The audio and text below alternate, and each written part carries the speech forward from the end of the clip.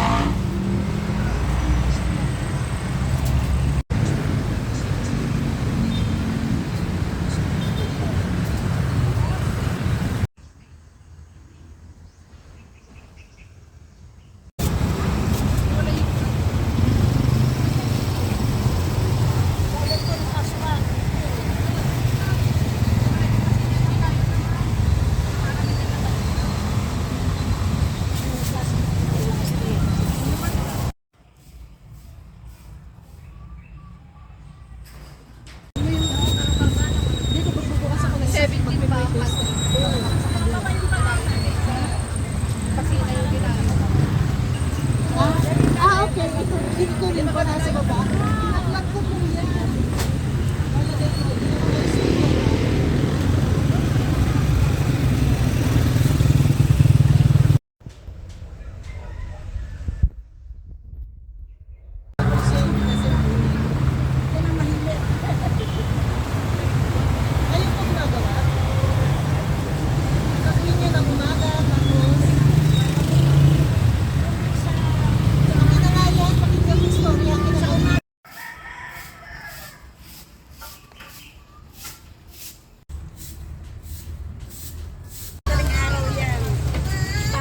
Pag naubos yung isang batya, tagawa uli. Pag naubos yung matatlong batya, ginagawa uli.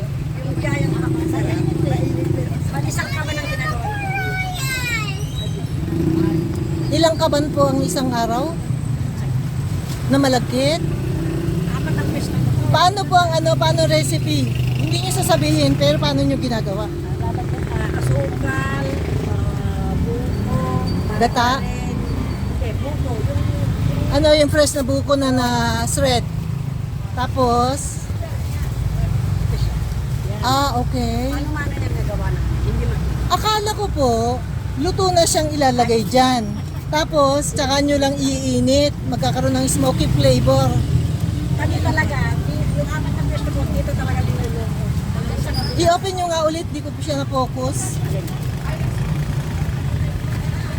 Gagawin ko siya na istorya. Ang magiging... okay. Yan mano-mano yan, hindi gawa sa makina. So, malagkit na buo, na bigas o durog? Yung talagang Powder? buko talaga yung para sa... Parang bigas na malagkit. At saka yan, at saka margarine, at saka sugar. Yun lang, wala nang iba. Okay. Malagkit na. And then, gaganyan. Ilang grams po yan? Isang kutsara lang? kutsara lang. Isang kutsara lang. And then, gaano katagal ang baking niya? Depende sa uling naman ang nagsasabit. Okay. Pagit ang uling ko matigas. Gaano karami natitinda nyo isang araw? Isang kabali. Isang kaban po? Maupo. Lahat ng pwesto nyo dyan? Hindi, apat ang peso. So, 4 na kaban? Hindi, isang kabali. Isang kaban lang. Natumal. Pero pag hindi matubal, pag bandang Pasko, maraming balikbayan. Nakakadalawang kaban kayo. Salamat manang Christine. Kasi sa balay, apat ang peso. 4 ang pwesto. Isa, tapos sa babae, tapos sa gitna. Okay. Okay. Sige po. Thank you. Tapos, tatanungin kayo, huwag kayo magagalit ha. Magkano na pagtitinda ng isang kaban? Hindi nyo nasabihin. Hindi nyo makwente. Hindi, alam na. Okay. Hindi naman kami lumalampas sa Belgi. Talaga? Lalalampas sa Belgi. Yun na yung pinakamababa. Hindi naman. Ilang tindera nyo? 4? Ilang tindera nyo? 4? Kasi 4 yung stall nyo eh. Kaya lang, yung tatlo. Ilang oras po kayo nagtitinda?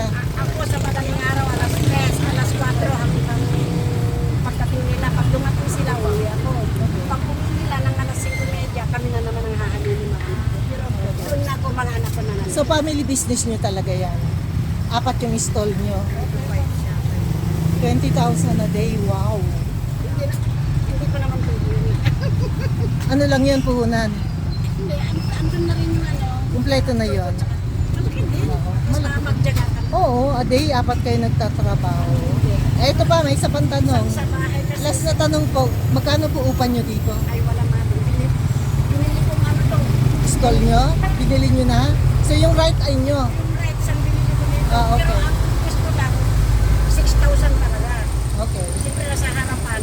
Oh. At saka sarili Sarili nyo na? Kahit lang kung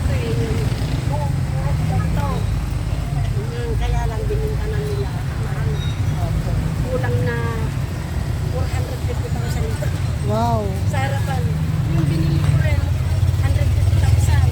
Pero sa gitna, binili ko 39,000 lang. Pero talaga, ang gusto lang 6,000. Big business lang, no? Pero dito ko talaga kinuha mga Ilan taon nyo na pong